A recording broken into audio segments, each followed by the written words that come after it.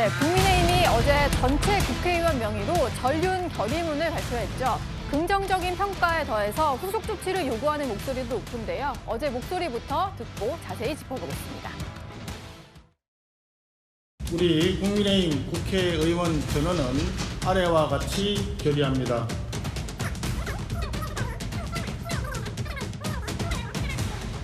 윤석열 전 대통령의 정치적 복귀를 요구하는 일체의 주장에 명백히 반대합니다. 장동혁 당대표를 비롯해서 참석하신 모든 의원님들이 동의하는 내용으로 결의안을 만들었습니다. 오늘은 의원님들의 그동안의 여러 가지 견해를 장동혁 당대표께서 충분히 경청하는 시간을 가졌다라고 보시면 될 것 같습니다. 끝났다면 손대시고. 제가 마지막으로 당대표님의 입장과 관련해서 말씀드리겠습니다. 장동혁 당대표께서는 의원들의 총의를 존중한다는 입장을 말씀하셨습니다. 네, 이상입니다. 장동혁 대표가 결의문 발표할 때 서 있기도 했고요. 그리고 저 자리에 계속 끝까지 남아 있었는데 그렇지만 본인이 입장을 내지 않고 대변인을 통해서 본인의 입장을 전달을 했습니다. 일단 오늘부터 해서 계속 결의문이 나오게 된 막전 막후가 조금씩 공개가 되고 있는데요. 시간대별로 좀 정리를 해보겠습니다. 지난주 금요일에 일단 당 지도부들이 모이는 남양주에 이른바 소주회동이 있었다고 합니다. 남양주에 모여서 술을 마시면서 좀 노선 정리를 해야 된다 이런 얘기를 했다고 하고요. 지난 토요일에는 안철수 의원 또 오세훈 시장과 장동혁 대표가 각각 만났다라고 합니다. 그리고 어제 의원총회 끝에 절윤 결의문이 나온 건데요.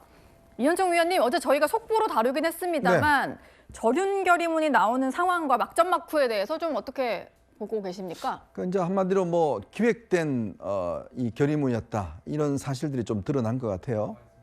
사실 지금 이 정도 결의문을 내기에 이렇게 오랜 시간이 걸릴 필요가 있을까라는 느낌이 듭니다. 예. 15개월 걸렸지 않습니까? 12.3 비상계엄이 난 다음에. 예. 참 이 정도 선언을 하는데도 이렇게 15개월 동안 이렇게 있었고 그것도 선거가 지금 80일 정도 남았는데 그것도 이렇게 지금 지난 주말에 지도부들이 이렇게 만나서 조율한 정도가 저 정도일까라는 또 생각이 들어요.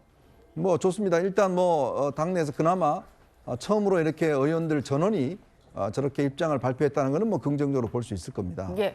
이제 문제는 그렇다면 이제 말로서 끝나는 게 아니라 사실 이 이야기는 제가 어제도 지적했습니다만은 이미 송원석 원내대표가 이미 저런 입장을 밝힌 적이 있습니다.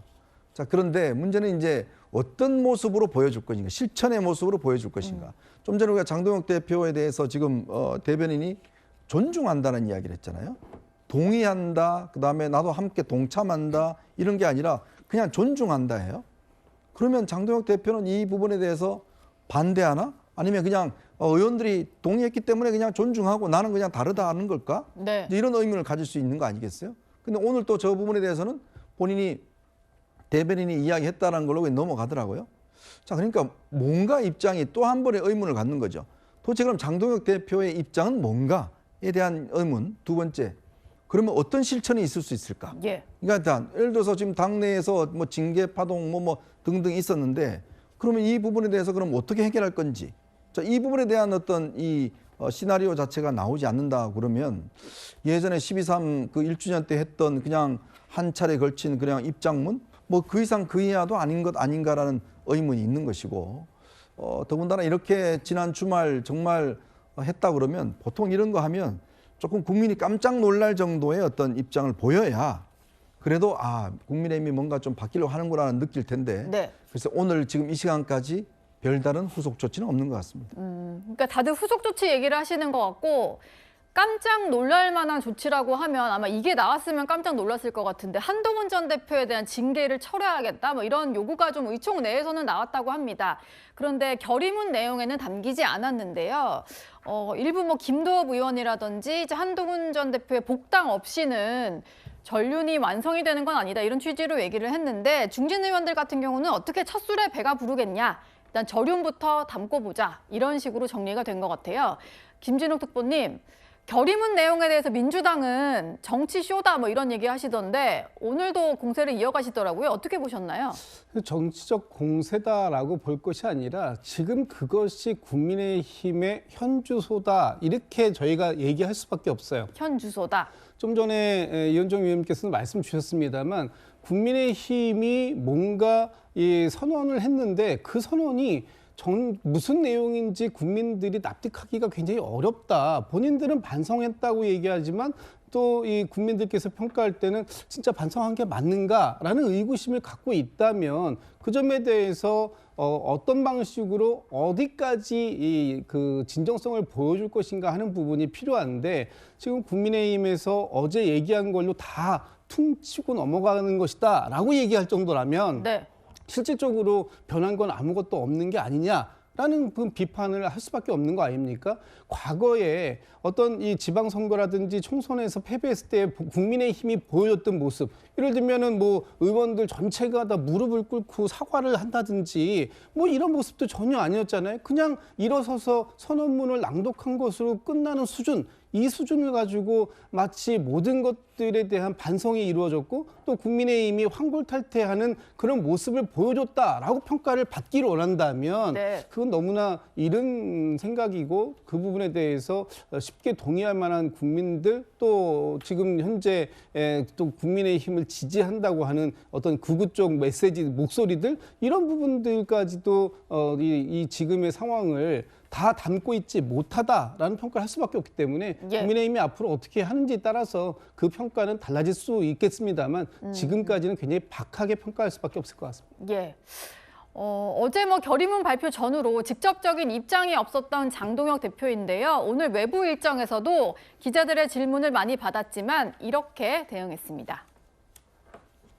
어제 그 결의문 채택 후에 입장 안 밝히셨는데 저륜 관련 입장 밝히실 게 있으실까요?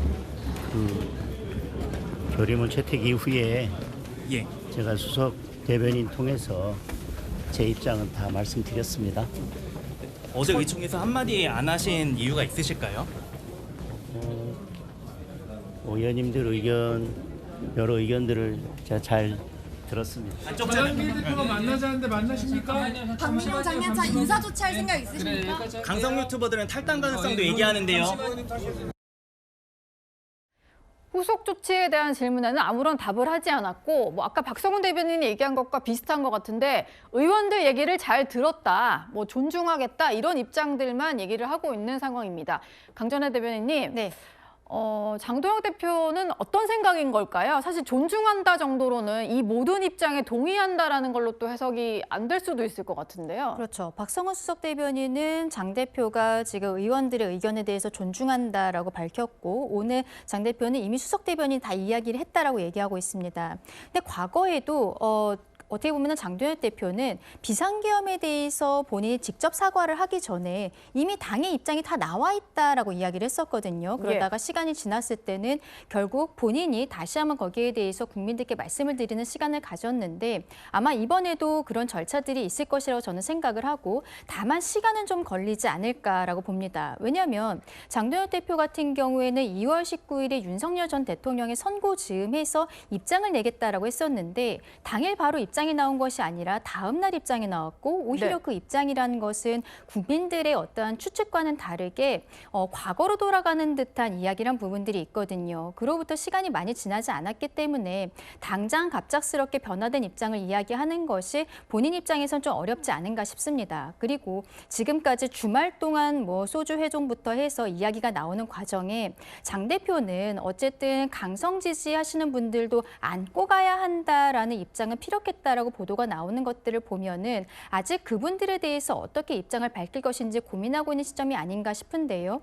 그렇다면 장 대표는 저는 개인적으로는 앞으로 이제 선대위원장이라든지 위원들 이런 인선을 통해서 변화하는 모습을 보여줄 것이라고 생각하고 그리고 그래야만 한다라고 봅니다. 왜냐하면 공관위원장에 대한 임명이라든지 과거 윤리위원장 이런 데 있어서 많은 분들께서 실망을 하셨던 부분도 저는 사실이라고 생각을 하거든요. 그렇다면 혁신하는 모습들, 혁신형 비대위, 비대위가 아니라 지금 선대위를 선대위, 말씀을 드리는 예. 건데요. 네, 혁신형 선대위에 대해서 어떠한 인선을 통해서 본인이 변화하는 모습을 보여주는 것도 하나의 방법이지 않을까 생각합니다.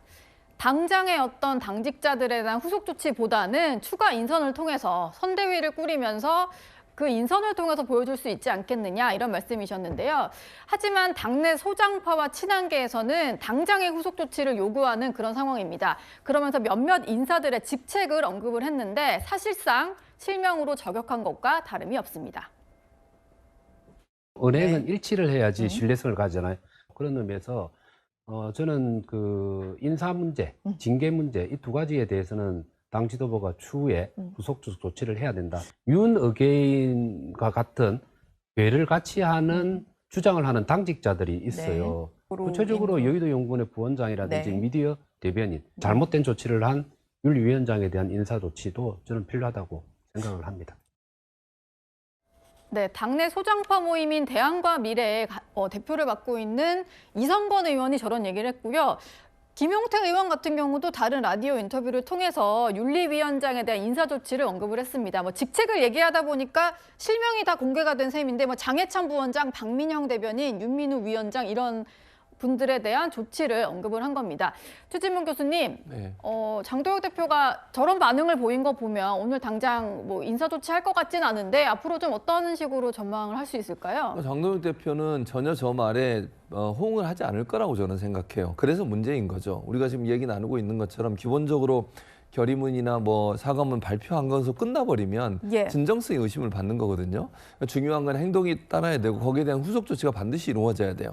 국민들은 지금까지 몇 번의 사과를 국민의힘에 했지만 그럼에도 불구하고 당직자로 있는 분들이나 국민의힘 소속된 분들 중에 윤어게인을 외치고 그런 걸 계속 강조했던 분들이 나와서 그 진실성이 계속 희석이 됐거든요. 근데 지금도 마찬가지입니다. 장도혁 대표도 아까 인터뷰하는 거 뭐 기자들이 물어보고 이럴 때 본인의 입으로 얘기 안 하잖아요. 예를 들면 수석 대변인이 다 얘기한 걸로 알고 있습니다. 끝나버리면 본인은 대체 어떤 생각을 갖고 있는지 국민들이 궁금해할 거예요. 그리고 수석 대변인이 대신 전하는 말을 본인은 할 수 없는지는 잘 모르겠습니다. 저는 충분히 할 수 있다고 생각하거든요. 본인의 생각을 수석 대변인이 전달했다면 본인이 이제는 자기 목소리를 얘기하는 것도 대단히 중요하다고 저는 생각해요. 그리고 그런 부분에 대해서 실천적으로 어떤 행동을 보였을 때 국민들이나 아니면 국민의힘 당원들이 이제는 변하고 있구나 이런 느낌을 받게 될 텐데 저런 요구가 있음에도 불구하고 앞으로 어떤 변화도 없다고 하면 어제 했던 그 사과문은 실제적으로 국민들한테 어떤 효과도 발휘할 수 없는 그냥 한 번의 해프닝으로 끝나는 그런 사과로 끝나지 않을까 그런 우려가 있는 상황입니다.